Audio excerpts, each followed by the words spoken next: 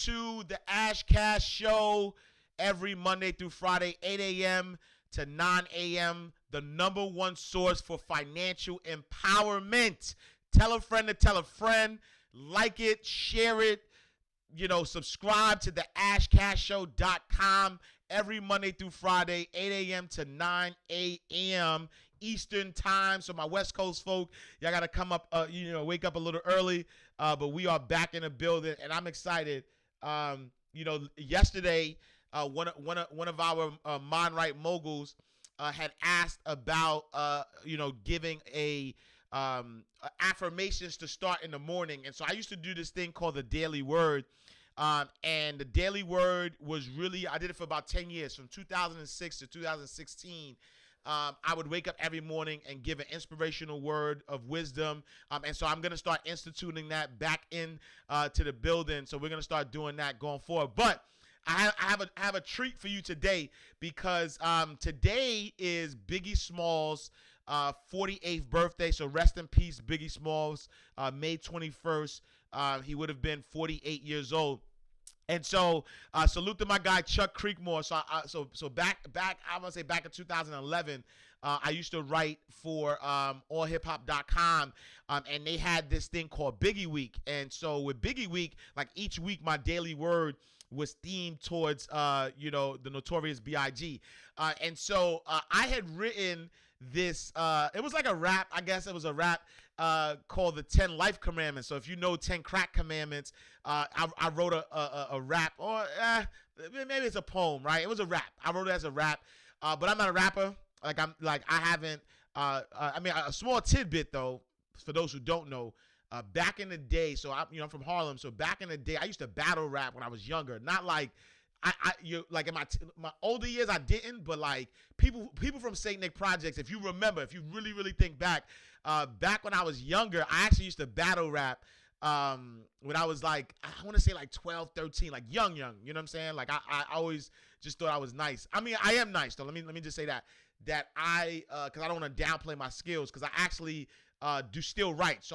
But I switched it from rapping to poetry. And so I've written, I write poetry. That's like one of those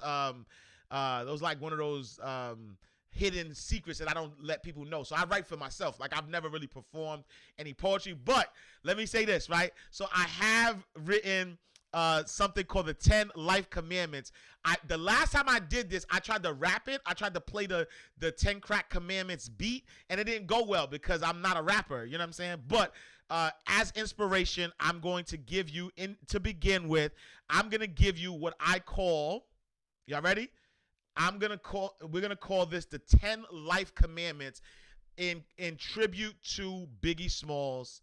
And this is your inspiration for the day. So this is the 10 Life Commandments. Y'all ready? All right. So y'all gotta say it in your head. You gotta be like 1, 2, 3, 4, 5. You gotta say that in your head. 1, 2, 3, 4, 5, 6, 7, 8, 9. It's the 10 Life Commandments, right? It's time to take back your dreams and get a better handle. The rules to the game now written in a manual. A step-by-step booklet for you to get your life on track with abundance, not lack.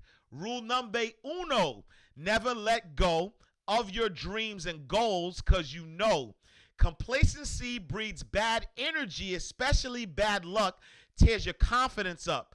Number 2, always prepare your next moves. Don't you know opportunity meets preparedness, awareness? Your goals must have clearness. You done spent nights up on this wish, so don't let it slip. Number 3, never ever stop your belief. Your mind can open up doors. Your goals are already yours. It's a universal law that comes with no flaws. You can have anything as long as you have the goals. Number 4, know you heard this before. You'll never get by on just a 9 to 5. Number 5, always practice what you're best at. I don't care if you're already great. Stay up late. Number 6, doubting all your greatness is tasteless. To reach all of your goals is going to take patience. Number 7, This rule is so underrated. Keep your negative emotions completely regulated. Success and bad thoughts don't mix. Want to fix your mind quick? Think positive, and that'll be it.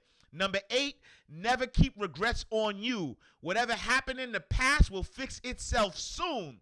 Number 9 should have been number 1 to me. If you're going to think, or if you're going to think small, you might as well not think.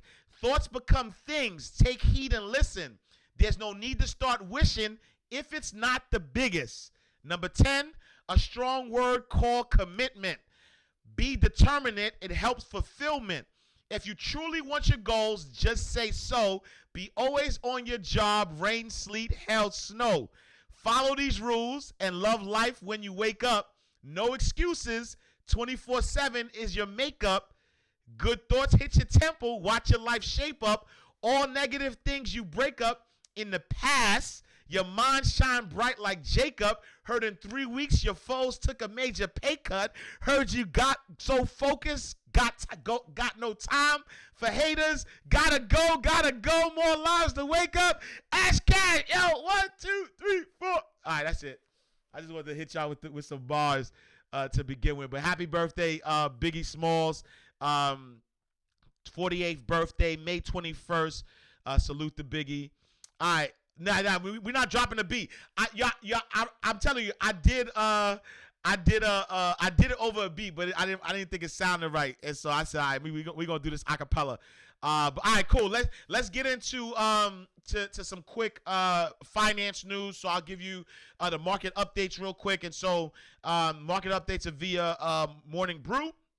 And so as of market close last night, NASDAQ was up 2.08%.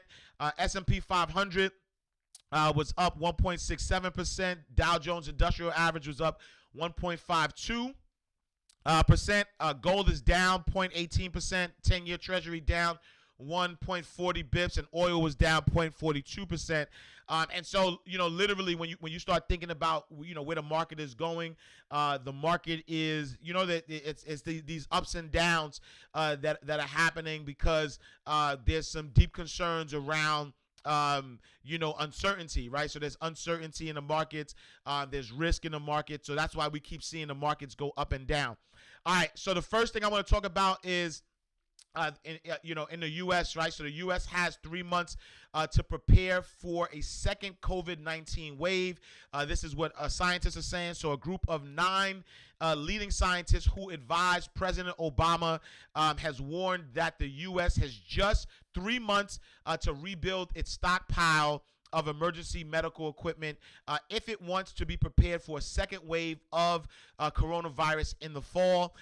In a 7-page report whose lead author was the White House's science advisor for both Obama terms, the experts faults the Trump administration for failing to replenish the strategic national stockpile in preparation for a pandemic just like the one we're living through now. And so I remember a team that that President Trump did dismantle, and so the response they're saying it has been slow, and now they're saying it's 3 months because they are everybody. I'm hearing all scientists say that there will be a second wave of COVID-19 towards the fall. So be careful and just kind of look out for that.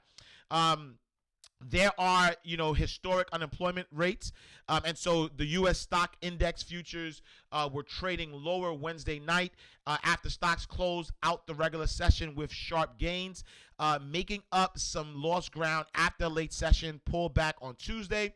A weekly report this morning is expected to show that some 2.35 million people sought unemployment benefits in the week ending May 16th, likely bringing the total number of Americans out of work during COVID-19 pandemic to nearly 40 million on a seasonal adjusted basis, and that's about 1 for every 5 workers in the labor force. So 40 million, right? So 1 out of every 5 workers in the labor force have applied for unemployment.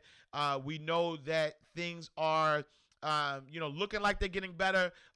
States are opening up, places are opening up, but there has been, lasting effects And so, we want to stay positive, stay diligent, but also, make sure that if you're one of those people that are affected, that you're ready to take that pivot, that you're just not sitting around waiting to see what happens, or you're not panicking either, right? So these numbers may sound grim, and oh my God, 40 million people have lost their jobs, but at the end of the day, you still have breath in your body, you still have ability, and so make sure that you're taking a full assessment of who you are and how you could pivot during this time. Home mortgage delinquencies soar. Delinquencies on U.S.-based home loans surge 1.6 million in April. The biggest one-month gain ever, as soaring job losses fueled a 90% jump in missed payments and government programs offered penalty-free delays, right? So 90% jump in missed payments happened in the month of April.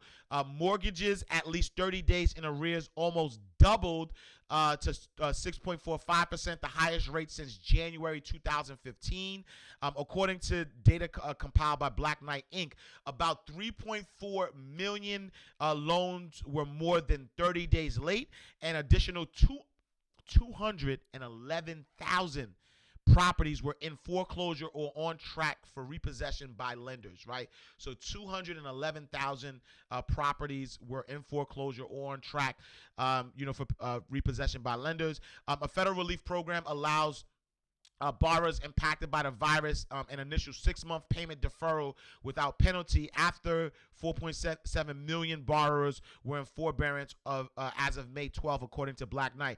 And so I think that what we need to focus on, right, when we think about these foreclosures. That's why when I get a lot of questions about the housing market and real estate and things of that nature, when I look at these numbers, I see that yes. So when you couple the job loss numbers and the amount of people who are losing their jobs or people who can't pay their mortgages and things of that nature, this is why I foresee there being an issue in the housing market, right? And so, that's why, for anybody who is in a position to become a first-time home buyer, potentially waiting, 6 months in order to, start that process, is a good idea. But then I also want to talk to the people who are who could potentially lose their homes, right? So like the people who are potentially in a situation where you own a home, you don't know where income is coming from, and you may be in a position where you may be, in jeopardy of losing your home. Make sure you're being proactive. Make sure you're just not waiting and relying on government programs or waiting on things. Reach out to your lender, right? Let your lender know, where you are, whether you can afford your payment or not. And if you cannot afford your payment and they do provide you a forbearance, please do not continue to live your life the same way you lived it, meaning that because you're in a forbearance and you're not paying your mortgage does not mean that you should go out and just start, once the forbearance is up, you're able to have some money and be able to go to your lender and say, okay, let's do a modification. Let's do, there's different options that you may be able to do, but make sure that you're keeping your cash flow liquid. You're focusing on your credit, that your credit is in a decent spot, so that way you'll be able to afford a loan or be able to qualify for these loan modifications. So don't just look at this, and this goes for somebody who's having credit card deferred. Like, stop living as if everything is okay, because at the end of the day, like, I saw a report that talked about, Target, right? So Target, their online sales grew 141%. They talked about the stimulus packages, right? So everybody got these, stimulus packages, and the stimulus packages went mostly to Walmart and Target. And I get it, right? Because we're panicking and we're like, oh my God, so we're gonna buy stuff, essentials, and stock our houses and things of that nature. But at the end of the day, just make sure that you're keeping yourself liquid. That you're being, when they say, save money for an emergency, this is not a fire drill, right? This is what's happening, and I want people, even if you're making a lot of money, even if your money has not been affected, what better time now than to sort of pull back on some things so that you can stay liquid, and have access to to cash, so that way you could buy things when it's necessary. Scottie Pippen is livid at Micheal Jordan for the Last Dance portrayal. And so they say Scottie Pippen is big mad. So the Last Dance appears to have turned Micheal Jordan's most important teammate against him. According to an ESPN radio host, Scottie Pippen is livid and so angry with how he was portrayed in the Bulls documentary that detailed the dynasty through Jordan's eyes. Jordan called Pippen selfish in episode 2 for delaying ankle surgery until right before the 1997-98 season, forcing him to miss the first couple of months during a bitter contract dispute with general manager Jerry Krause.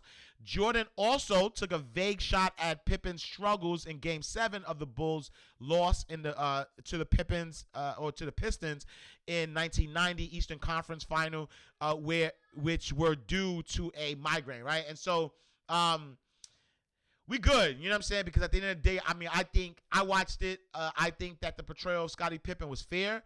I think that these were Jordan's opinions. I understand what Scottie Pippen was going through as far as the contract negotiations and things of that nature. But at the end of the day, Scottie Pippen left. He was okay, right? Because if you believe what it said, you would look like, oh my God, Pippen was done dirty. He never got his just due.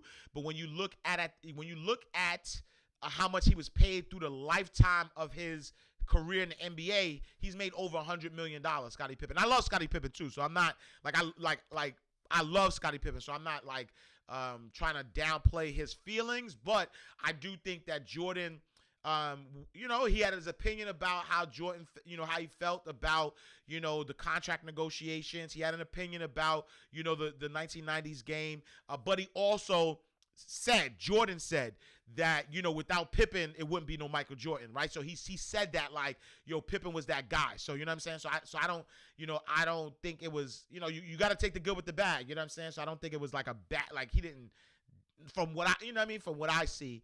And so I think that was, wanted to bring that up because, obviously, I'm a big Jordan fan, Bulls fan, grew up in the 90s.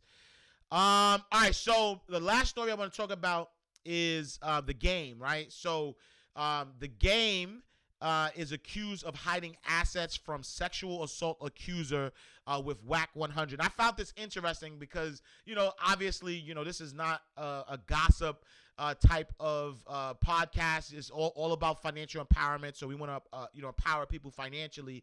And so when I think about this report, right? And so there's a young lady named Priscilla from hiding his assets with longtime manager Cash Jones, a.k.a. WAC 100.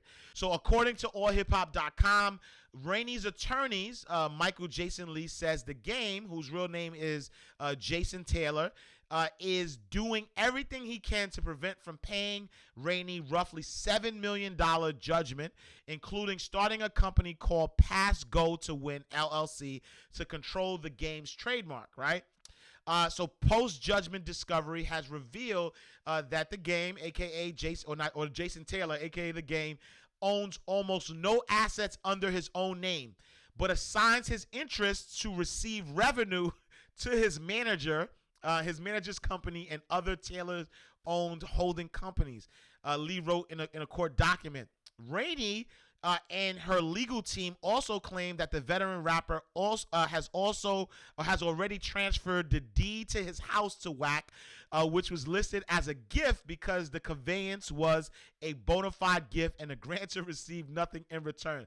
And so, I'm not all right. So first of all, I don't know what happened with this case, right? And so what happened with the young lady, Miss Priscilla Rainey, is that during I think a reality show taping or some type of show taping, she had said that the game had sexually assaulted her, and sued the game for I forget how much she sued sued the game for. So I must have said, what's his name, JC Eon. I don't know if I just thought it was Jason spelled different, so I don't know how you say his name.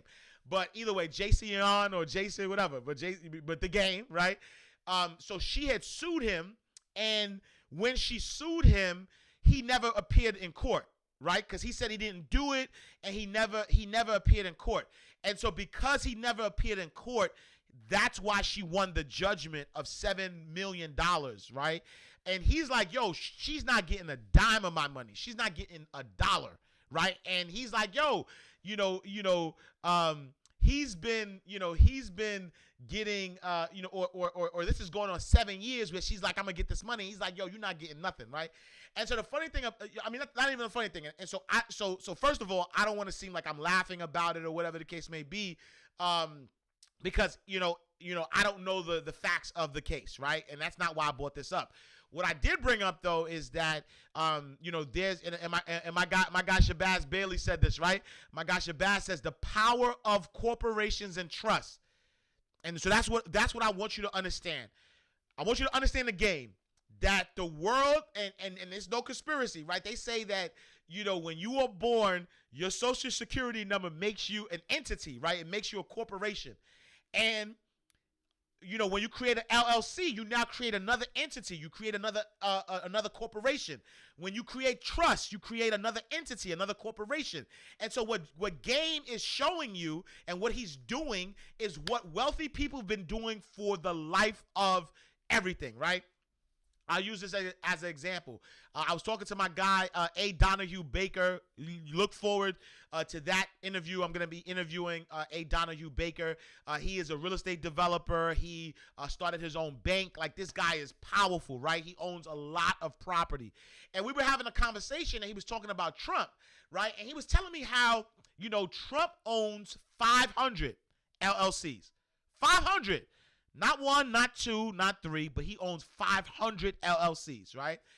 And people talk about, Trump has filed for bankruptcy 4 times, as if, like, oh my God, that's a big deal. And I'm not saying filing for bankruptcy is not a big deal, but he understands the game. The fact of the matter is that President Trump probably doesn't own any real assets under his name. Most of his assets are owned through the LLC.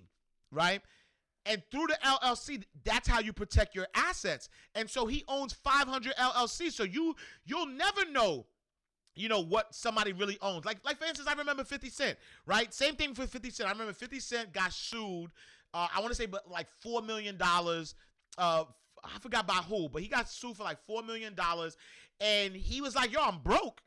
You know what I'm saying? And he filed for bankruptcy. And so now they're like, yo, you filing for bankruptcy, and it's like, yo, like, all right, now, like, how are you filing for bankruptcy? And you got rapes, and you got all this money, blah, blah, blah. And the funny thing about it was that a lot of his assets were owned by the LLC. And so Sean is marketing said this comment that I think is poignant.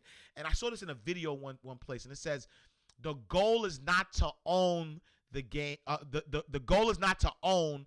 The game is to control. And if you don't understand, if that's not a major key to you, then you don't understand money, right? The goal is not to own. The game is to control, right? And so imagine that, right? Imagine you own, and I'll use the president for instance. Imagine you own 500 LLCs, or right? You control, right? Because the LLC is its own entity, and so you control 500 LLCs, which could be worth billions of dollars, and you own nothing.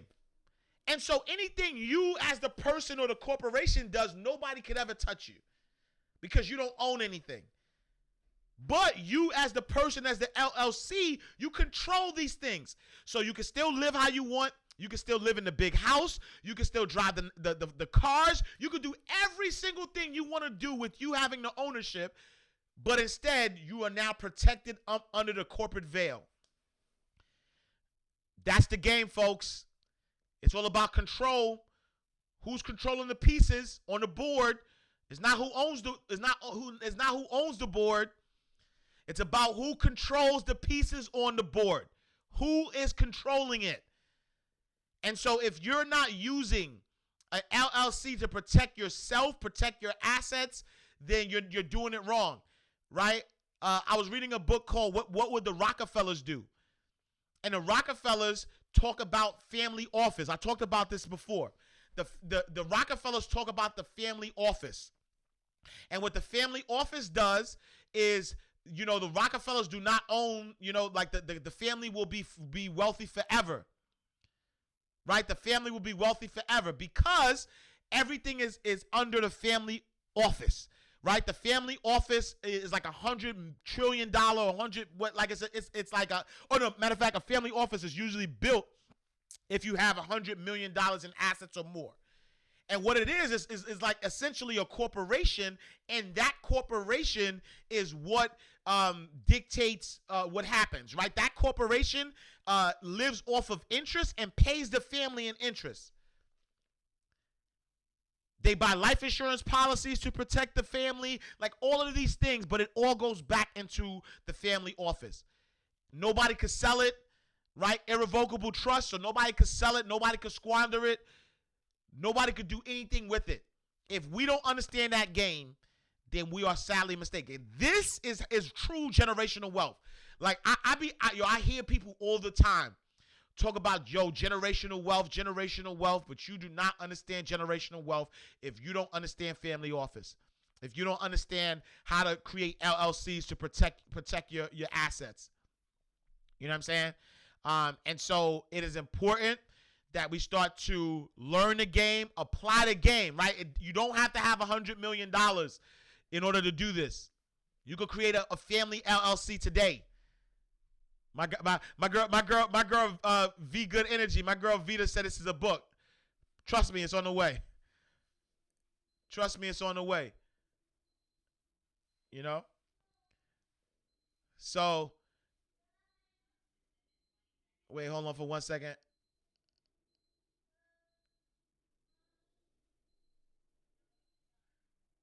Okay. All right, my bad, y'all. My alarm was going off, so I had to make sure I tested that out. So this is live. All right, so yeah. So family office. I get off my soapbox. I'm gonna open it up now. So open it up for any questions that you guys may have. If you have any questions, make sure that you drop them in the comment box. Let's see. So if you have any comments, please drop them. Oh, not comments. If you have any questions, please drop them in the box. This is the second half, right? So if you understand, the first half of the show is financial news, and I dropped some needed information. And then the second half is dedicated to you. It's the Ask Ash Cash segment of the show. Please write your comments in the comment section. If you're on Instagram, then put your questions in the comment box. Please, I need everybody today to go to the ashcashshow.com. Please subscribe to the channel. Subscribe to the podcast first and foremost. Then also subscribe to, there's a link in the bottom to my YouTube channel. So subscribe to the YouTube channel. But then also, I need you to support this podcast. And so if you go to the ashcashshow.com, there is a button there that says support the podcast for as little as 99 cents a month, $5, $20, whatever. But if you enjoy this content, if you want to keep getting more of this content, and I have a lot more, things planned for you, please support the podcast, because what my goal is to help financially empower our community. Right, this is financial education for us by us. So I appreciate you. All right, so let's see. Let's give some shout outs. We got Michelle, Janine Stewart, the big sis in the building. Michelle Major in the building. Good morning. We got Deddy Mosley in the building. We have Cassandra in the building. Damian Rose was good. Welcome. Michael Raphael in the building. PK Dixon in the building. Roof Artist in the building. My guy LaRue. What up, LaRue? Good morning. We got Mahalia Ruffin in the building. Iris in the building. My guy Charles in the building. Charles Carter in the building. Patrice D. Dickinson in the building. What's up? LaShawn in the building. My guy Peterson. What's up, big homie? My guy Peterson. Dennis in the building. Mahalia, and then we got Patrice again. All right, so I have a question from Facebook. We'll start there. And the question says, hey, Ash, what do you think is a good crypto outside of Bitcoin to follow on Robinhood? I'm going to let my guy Kish Ravlin answer that question, and we'll come back to that because, I'm not the crypto expert. I do have Bitcoin. I do have Ethereum. I have one more. What's the other one I have? I have Bitcoin, I have Ethereum, and I have one more. I forget the other one that I have, but I haven't been fully investing and watching that market like that, and so I don't want to give you suggestions where that's not really my field of expertise. And so I like to only talk about things that I personally work with or have done, or stuff that I've seen through other folks. And so right now, Bitcoin and Ethereum are the two that I've invested in, but I haven't been in there. So Peterson Dennis says Litecoin. So Litecoin is something that you should look into. And so Kiss is in the building, so he'll be able to answer that as well. Great question. All right. Yep. LaShawn also says Litecoin. So we got some more for Litecoin popping up. So that's good. Salute to that. All right. So now and then I see Keith Murray says XRP, which is another one. Let's see what else. All right. Cool. All right. Patrice D. Dickinson says, hey, Ash, thanks for the knowledge as always. LLC versus S Corp. That's a great question. And so that is a question that is not easily answered based on there isn't one better than the other. Let me just say that, right? You have LLCs, you have S Corps, you have C Corps, you have partnerships, you have different types of business structures, and the business structure you choose depends on the type of taxation or the type of protection, number one, that you're looking for, but then secondly, taxation, right? And so each LLC, S Corp, partnership, each of them have different ways that you're taxed about them and different protections. And so really it's not a matter of, which one is better. It's a matter of which one fits your style, or which one fits your, what you're looking to accomplish, right? And so most people who are starting out in business, doing let's say like an LLC, mostly are single member LLCs, corporation. And what that means is that as an LLC, you now have the protection as your own entity, but then for tax purposes, the money that you make as a profit in an LLC is passed through your personal taxes, and that's where you fill out a Schedule C, right? And so most people who are starting out are probably going to benefit from an LLC. An S Corp is a different type of structure, and sometimes with corporations there's what's called double taxation, right? Because the corporation is taxed, and then any money that is given to the person, the individual, is also taxed, right? And so that's why they say double taxation. But that doesn't mean it's a bad thing, right? Because because you have control. So sometimes if you have a corporation and you have control of that corporation, you may not have to pay yourself stuff because the things that you buy are under the corporation. So you don't pay yourself anything. I remember watching I think it was 60 Minutes, and they would talk about this multi-millionaire who was getting food stamps. right? And was on public assistance. And they're like, yo, how you a multimillionaire and you on public assistance? But that was because personally they own nothing. Right. And so when they went to the Social Security office and they looked at the person's assets, the person had no assets. And so, they qualified for public assistance. They qualified for food stamps. They qualified for public assistance at the highest level, but they were living in a mansion because they understood the laws and they protected, right? All of their assets were owned by a corporation. And so there's ways to do it where you do not, have to pay taxes. And so to your question, Patrice, it is definitely based on what you're looking to do. I would suggest that you contact a CPA. To talk about the different structures, or a lawyer. It could be a lawyer or a CPA, but talk to them about the different structures. Mostly a CPA, I would say, because they would know the tax ramifications. A lawyer can kind of help you put it together, but I would say a CPA would be the best bet. All right, so thank you for that question. Let's see what my IG folks are talking about. Let's see. So where were you at? Why didn't it pop up? There we go.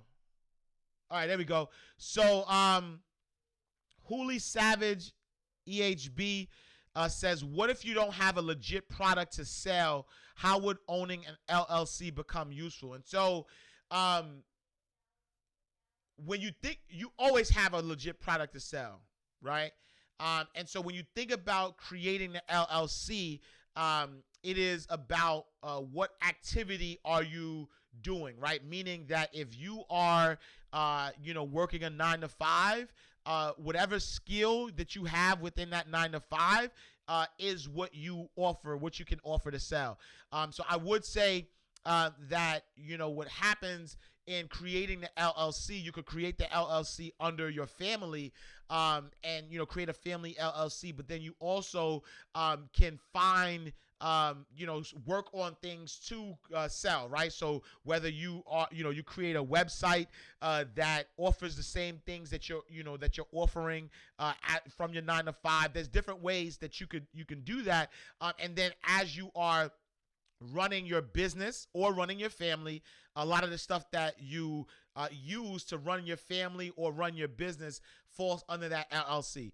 And so tons of I could get more in depth about it, and in fact, I'm gonna write an article about it. There's 2 articles now that I'm thinking about. I'm gonna write an article about the family office, or maybe a book. I want to talk about how to create an LLC, a family LLC. So we'll talk about that. And there was one more that I was thinking about as I was talking. I have to rewatch this to think about what that is. But to your question, though, I think that having the LLC allows you protection from your personal assets. And so let's say you start an LLC and then your LLC, let's say you transfer your home. Let's say you own a home and you transfer your home into your LLC or your trust. Now, that is protected. You know what I'm saying? So there's different ways that you can create an LLC under your family. And I'll get more into detail about that. I'll write an article and then I'll post that. But that's a great question. Let's see. So I have Mompreneur ATL says, I joined a network marketing company as a 1099. Should I create an LLC instead? I love that question, right? And so yes, I think you should create an LLC because the LLC can protect you for whatever you're doing within that network marketing company. You can still be 1099 as an LLC, right? And so that's what I do, right? So for instance, I have right now I have 2 LLCs, right? I have Ash Cash Enterprises and I have Mind Right Money Management, right? And so Ash Cash Enterprises is my LLC for anything that I do from a speaking perspective. So when somebody books me to speak, they don't pay Ash Exantis, they pay Ash Cash Enterprises. And so I get 1099, and on the 1099, so you're filling out a W-9 form. So when you fill out a W-9 form, that's where you give your information for the 1099. And the 1099, you can also use a corporation as the 1099 recipient. And so I don't put my social security number on my W-9 form. I put my EIN number from Ash Cash Enterprises, and that EIN number is what's getting paid, right? And so now the money goes to Ash Cash Enterprises. That's in a business account. And then so any monies that I make from speaking or consulting or anything like that goes into Ash Cash Enterprises, and any any expenses that I incur as a business for Ash Cash Enterprises, I use that business account to do that, which means that anytime, anything that I don't expense, that's what I pass through my corporation to me personally, and that's what I pay taxes on, right? And so a lot of times you can save, and this is not, I'm telling you, please check with your CPA. Because this is a tax strategy that I use, but I want you to check with your CPA. But a lot of the things that I can expense as a business person, I expense those things, so I can write those things off and don't necessarily have to pay taxes on that income, right? But there's ramifications to doing that. So just be clear on that, because a lot of times, and I'll be honest with you, a lot of times people who take the maximum amount of tax deductions, they can't get loans, right? Because what happens, right? If you work this way, where you take the maximum amount of deductions, and now you're not passing through a lot of money to yourself personally, and so because you're not passing a lot of money to yourself personally, when you look at my personal tax returns, it might say, I made $20,000, right? But I might have made six figures, but I written off $80,000 through business expenses, and then now I'm only claiming $20,000, and I'm paying taxes on $20,000. And so if I go to a bank and I'm like, hey bank, I want to take out, but they're gonna be like, yo, you bugging. You made $20,000. How am I gonna, you know what I'm saying? So be careful is what I'm saying. That's why I'm saying don't just take my word for it. Don't just be like, yo, you know what I'm saying? Ash Cash said, yo, pass through. No, understand your tax strategy. Like, no tax strategies. Understand them, right? Don't. And I'm telling you this from experience. If you know me, you know I ran banks for a living. I knew people who, who had cash flow, who had a lot of cash flow, but because they were using these tax laws to decrease their tax obligation, now on paper they made no money.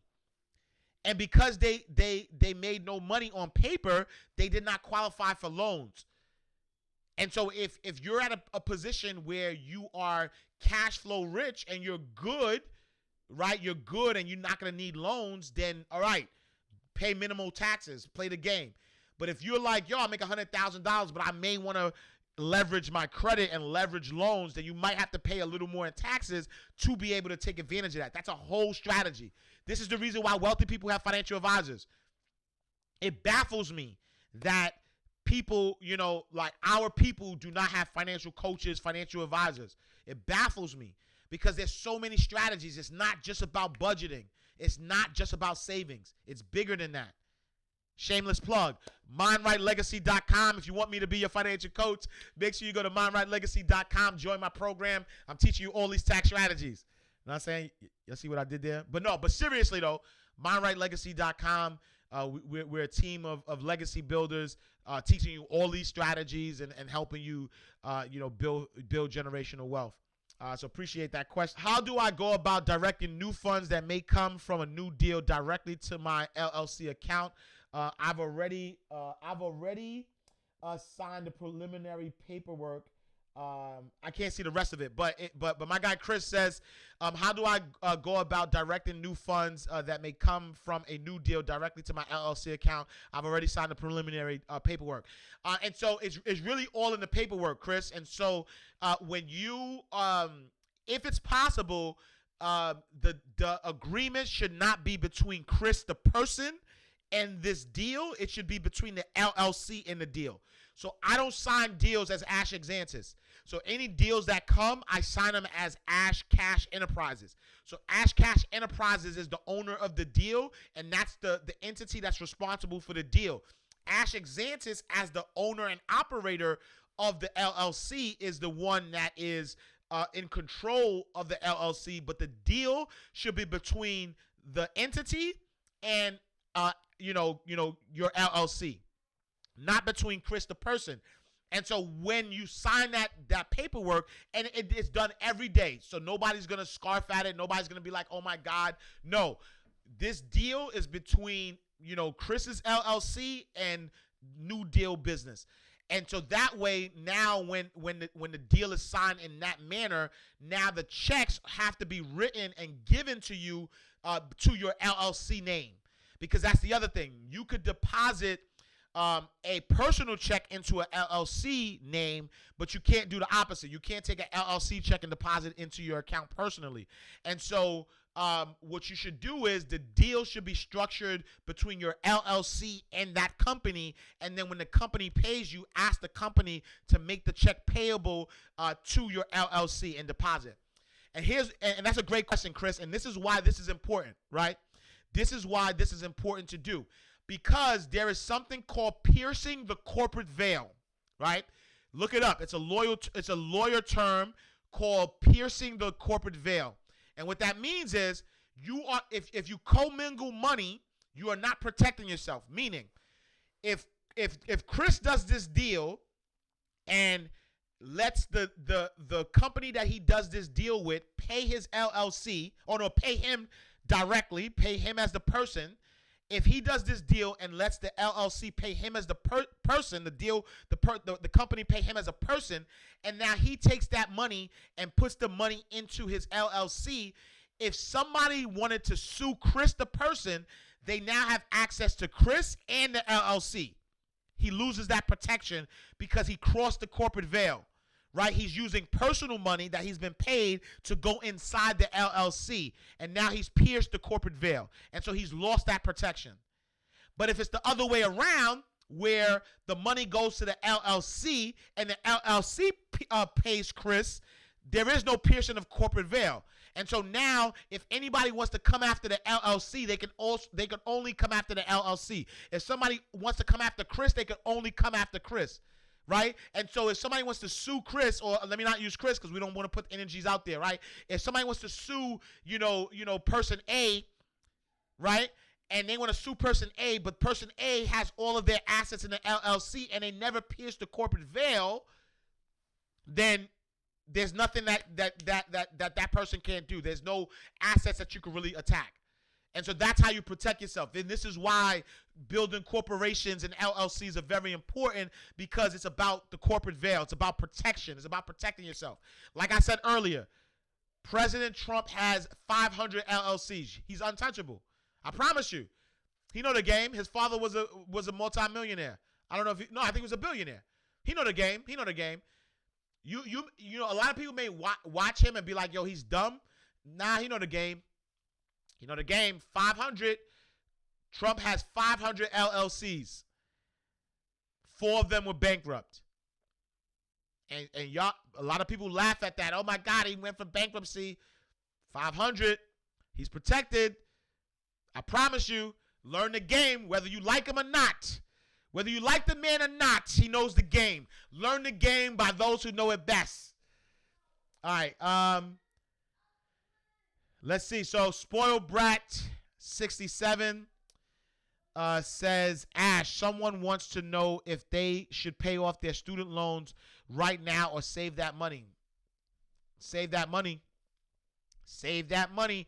I mean, with student loans right now, if they're corporate, if they're federal student loans, those are deferred up until September 30th anyway. Right, and so those are deferred up to September 30th anyway, so they shouldn't be paying that.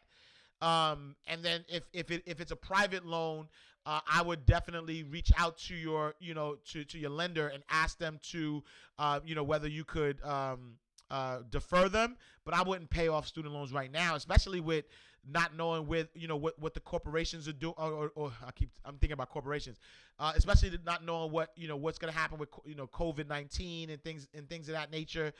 They're not charging interest, right? And so yeah, I would defer them as much as possible. Stack that bread, stay liquid, and liquid just means having cash flow. And again, I want to be clear that when I say cash flow, I'm not saying to save your cash flow as a way to be scared. I'm saying save your cash flow because I think that the world is going to go on sale soon.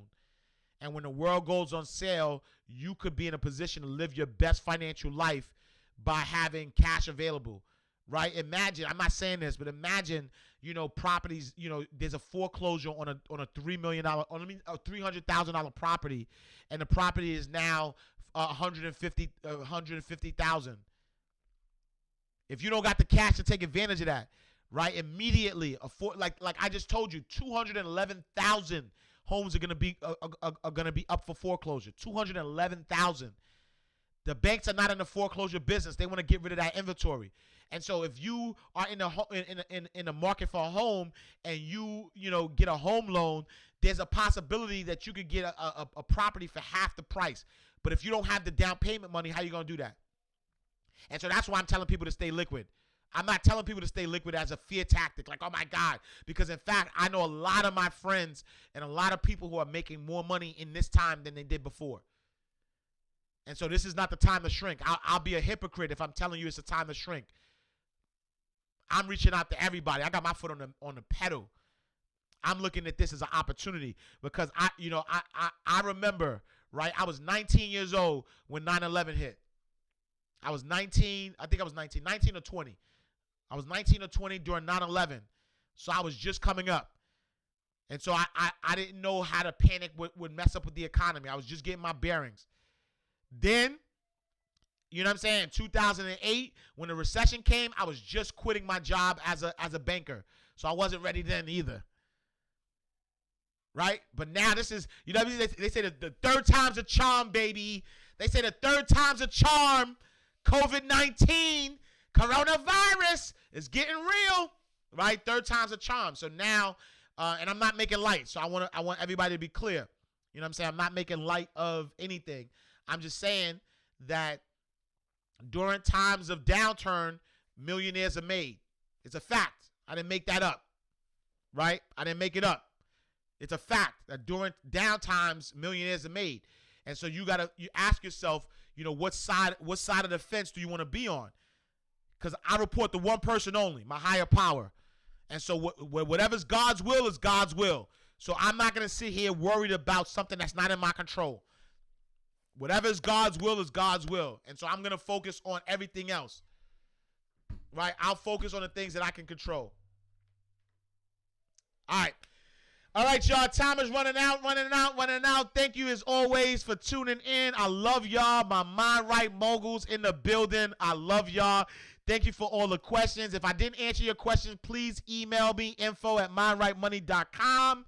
I'm going to see y'all, tomorrow, same time, same place. Make sure you go to the ashcashshow.com. Subscribe to our podcast. Subscribe to the YouTube channel. Please support this podcast. Please support it. Please support it. If you go to the ashcashshow.com, you hit the support button. I'm talking about as little as 99 cents. Like I'm not trying to beat you over the head, but I promise you every day I have a staff. Like I have writers, I have editors, like I have a staff of people that need to get paid. And so if y'all can support the podcast, I would truly appreciate it. I love y'all.